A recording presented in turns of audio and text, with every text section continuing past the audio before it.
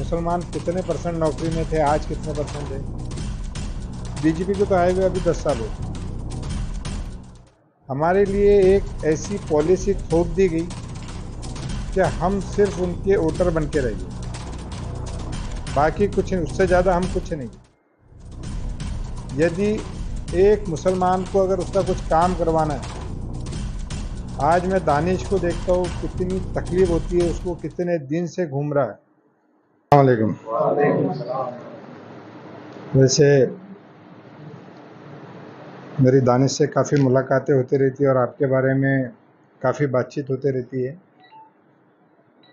क्या हमारे समाज में आपके जो लोग हैं बहुत दानिश्वर लोग हैं, पढ़े लिखे लोग हैं।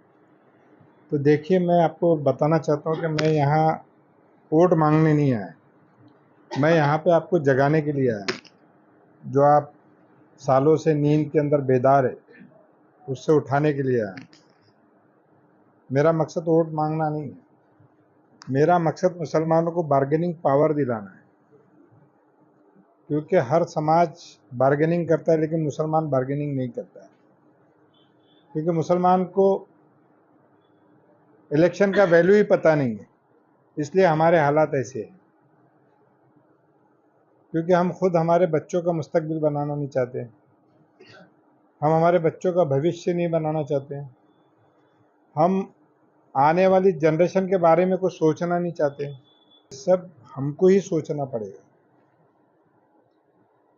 हमारे आगे पीछे कोई हमारे समाज को छोड़ के दूसरे समाज वाला वो क्यों हमारे बारे में सोचेगा? क्योंकि पहले उसको उसके समाज को स्टैंड करना है।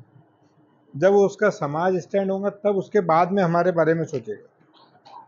मैं आपसे पूछना चाहता हूँ, हमारे समाज में ऐसे लोग हैं कि जो हमारे बच्चों का, हमारे समाज के मुस्तकबिल के बारे में बात करते हैं? आप बता दो 50 साल में। देश आज़ाद होने के पहले मुसलमानों के हालात क्या थे और आज क्या है? मुसलमान कितने परसेंट नौकरी में थे, आज कितने परसेंट है? बीजेपी को तो आए हुए अभी 10 साल हो गए।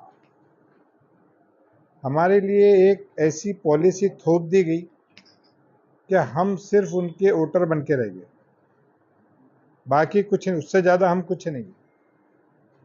यदि एक मुसलमान को अगर उसका कुछ काम करवाना है, आज मैं दानिश को देखता हूँ कितनी तकलीफ होती है उसको, कितने दिन से घूम रहा है।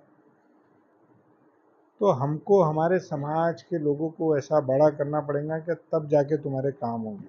आज इस मस्जिद का पैसा अटका हुआ है, अटका है नहीं अटका? हम कहाँ नहीं गए, लेकिन इंशाल्लाह बहुत जल्दी मेरी बात हो गई, बहुत जल्दी वो पैसा आपको मिल जाएगा। क्योंकि इस मस्जिद का पैसा लटकाने वाले भी मुस्लिम थे, कोई बाहर का आदमी नहीं था, वो भी मुस्लिम थे। तो मैं चाहता हूँ कि आपको आपके वोट का पावर दिलाओ। जिसको आपने वोट दिया पिछले 5 साल पहले, कभी कोई आपसे मुलाकात करने आया कि आपकी क्या तकलीफ है? आया? ये हमारी गलती, उनकी गलती नहीं है, क्योंकि हमने कभी अपना पावर ही नहीं बताया। कदमों में आके बैठे रहेंगे, कदमों में। पीएम, सीएम, खासदार, आमदार, एमएलए, महापौर, उप महापौर सब जाते, राज्यपाल जाते। हम 14% के ऊपर है, हमारे यहाँ कोई नहीं आता। क्योंकि हमने ऐसे लोगों का हाथ पकड़ के रखा है जिनको हमारे से कोई लेना देना नहीं। वो हमारी फोटो लगाना भी पसंद नहीं करते, वो हमको स्टेज पे बैठाना भी पसंद नहीं करते। सिर्फ उन्होंने एक आईटी सेल ऐसा बना के रखा है, चुनाव आने के पहले कुछ चीज़ें बना लेते, उसको व्हाट्सएप पे छोड़ देते। आप करते रहो हिंदू मुसलमान, आप इसी में बिजी रहो, आपको आपके विकास की ज़रूरत नहीं, बस आप इसी में पड़े रहो। और हमारे समाज के वो बेवकूफ़ लोग जिनको इतनी अकल नहीं है कि इसके चक्कर में हम समाज के नौजवान, हमने अपनी तो बर्बाद कर ली ज़िंदगी, साथ में हम हमारे आने वाले नौजवानों को भी बर्बाद कर रहे, उनके मुस्तकबिल को भी बर्बाद कर रहे।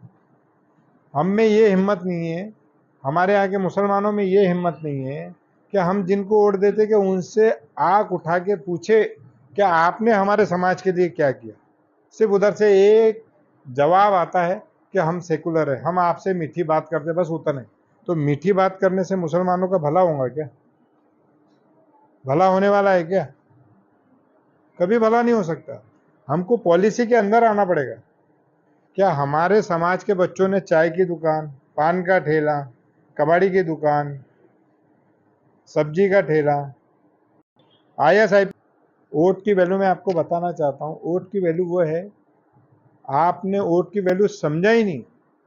देवेंद्र जी को आसिफ भाई गुड्डू ने रिक्वेस्ट किया, मैंने भी बोला, तो 4.5 एकड़ जमीन कब्रिस्तान के लिए दे दिया। मोमिनपुरा मस्जिद के लिए जो फ्लोरिंग करना था और स्कूल बनाना था, उसके लिए कृष्णा खोपड़े जी ने पैसे दिया। 8 करोड़ रुपए हज हाउस के रिपेयरिंग के लिए दिया। कम है इतना पैसा? 13 साल से एक मदरसे का लफड़ा चालू था, गडकरी साहब ने बोल के 5 मिनट में उसको सॉल्व किया। एकता नगर का मदरसा है, और ना जाने कितने काम किए। 20 लाख रुपए भी आजाद कॉलोनी को गटर लाइन के लिए दिलवा दिया। तो इनसे पूछो, इन्होंने 50 करोड़ तो भी दिए क्या? वोट का मतलब होता है हमारा विकास। वोट का मतलब क्या होता है? हमारा विकास, ना कि जातिवाद। एक एसी वाले रूम में बैठ के मैसेज बना देते मुसलमानों के मुद्दे के। उनको मालूम है मुसलमान जैसा बेवकूफ़ आदमी नहीं, और उसमें क्या है, पढ़े लिखे भी बेवकूफ़ है। एक समझ में यह आता है कि एक साधारण आदमी जिसको समझता नहीं उसको बेवकूफ़ बनाया जाता है। मैं तो अभी ये देख रहा हूँ, पढ़े लिखे लोगों को बेवकूफ़ बनाया जा रहा है, और मेरे को लगता है बेवकूफ़ नहीं, पहले पढ़े लिखे ज़्यादा, सबसे ज़्यादा बेवकूफ़ है जो ये सब चीज़ें चला के समाज का बर्बाद कर रहे, समाज को बर्बाद कर रहे। मैं देखो, जातिवाद पे बात करने के लिए नहीं आया, और जातिवाद पे बात करना भी नहीं चाहिए।